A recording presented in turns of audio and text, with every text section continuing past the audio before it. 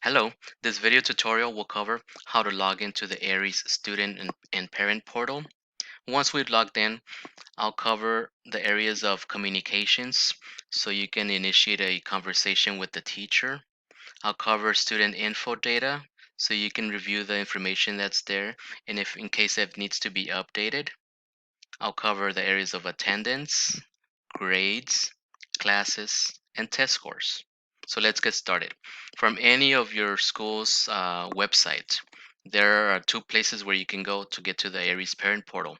The first one is if you put your cursor over parents, you can click on parent portal and it'll take you directly to that portal. Or you can opt to go to the quick links, click on student links, and then you can click on the Aeries student portal, and this is the same one for parents. On the sign-in screen for students, you can enter your district email address, which should end with @stu.mylusd.org. Okay. For parents, if you have not yet created your parent portal account, you want to click on Create New Account to start this process. Okay. You can also switch the language from English to another language. Okay. All right. All right, so once you've logged into the portal, this is how it will look like. This is the dashboard area. So quickly at a glance, I can see my new class schedule. And if I continue scrolling down, I can see the quick attendance summary and my past test results, such as the SBAC and LPAC if you take this assessment. Okay. All right.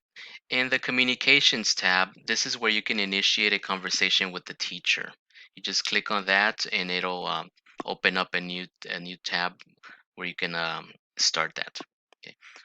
Going over into the student info, if you click on demographics, this is where you can see the various content that we have on record for you.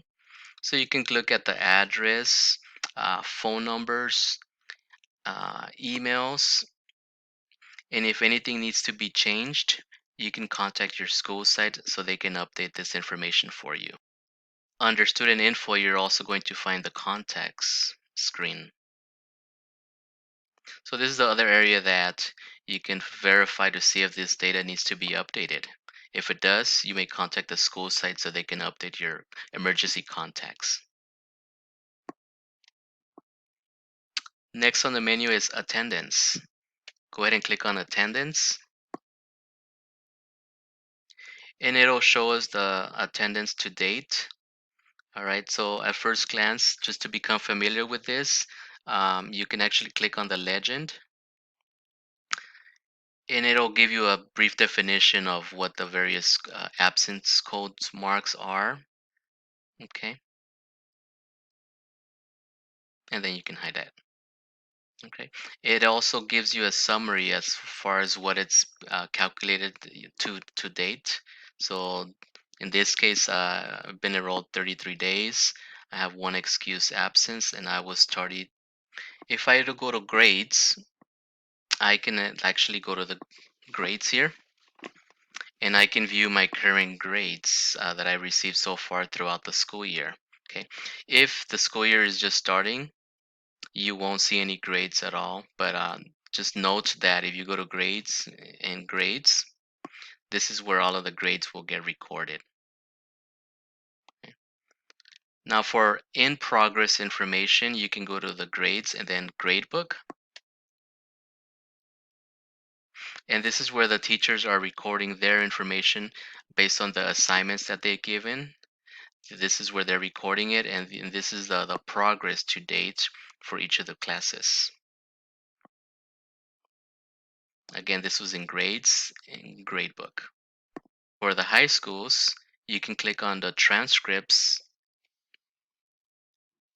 and it'll give you up-to-date information in terms of what your current GPA is, weighted academic GPA, and then there's also weighted total GPA. The distinction is that academic GPA only calculates your classes such as language arts, math, science, and history, whereas the total GPA takes into account your elective courses such as PE, band, things like that. Okay. If I scroll down, I can now view all of the courses that I've taken and the grades that I received, the credits that I received as well. I can sort this by date descending, or I can sort this by subject. Okay, so it'll have my history beginning with 8th grade. Next, I can go to classes. So in classes, it'll show me again my class schedule. But the other thing that we can do here is if you don't want to go to communications to communicate with the teacher, you can actually go to this area, classes, and it'll give you the teacher's email address. So you can just click on it or copy and paste it into your Gmail, and you can start a conversation by sending the teacher an email. You can view medical information, guidance, but test scores. So test scores, there's another option that's not showing here, but it'll say state test scores. When you click on that, you will be able to retrieve your official SBAC test scores or LPAC if you take that assessment. And these will be their official electronic SBAC report that you're used to seeing if you're in grades 3 through 8 or in 11th grade. For parents, if you have more than one student, you can go to change student and you can switch over to view the data for another one of your students. This concludes the video tutorial. Thank you.